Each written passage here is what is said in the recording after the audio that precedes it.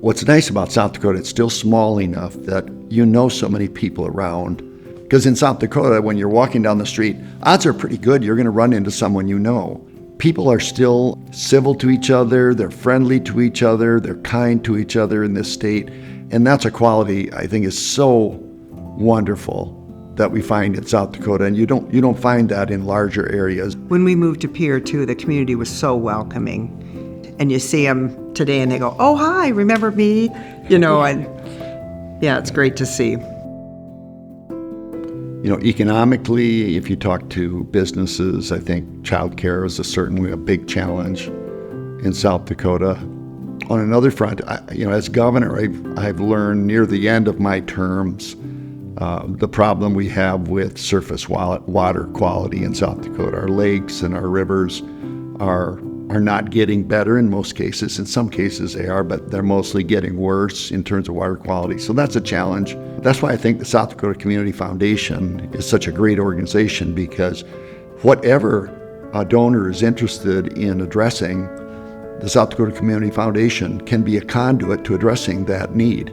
And so whether it's environmental or childcare or foster care or the needs of someone who's trying to pay the utility bill, one way or another, South Dakota Community Foundation can help.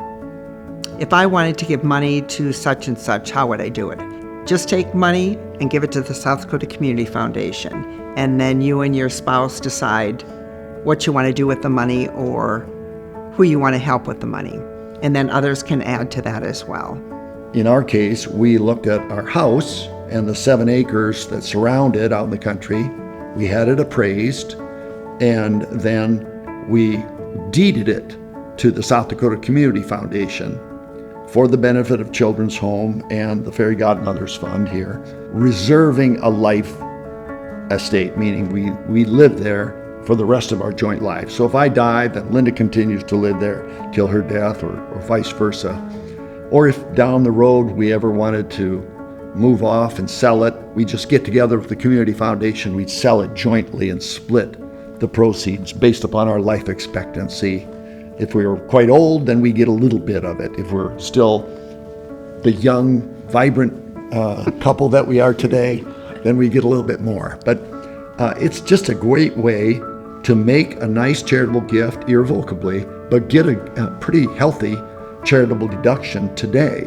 It's a methodology that I think is not very widely understood or considered. Just people don't know about it.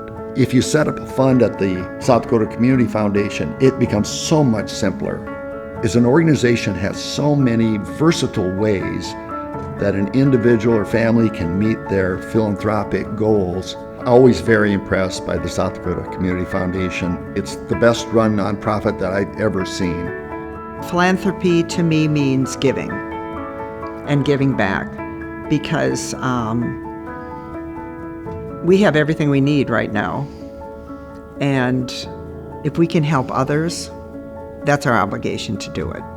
You can achieve a certain level of material wealth, or if you're out for fame, or if you're out for fortune, or whatever it is, at some point you realize those kinds of achievements can be pretty fleeting. And the best feeling that one can get is not from those kinds of achievements, but from seeing the light in someone else's eyes go on when you've met a need of theirs that they're desperate to have met. It's the best feeling in the world.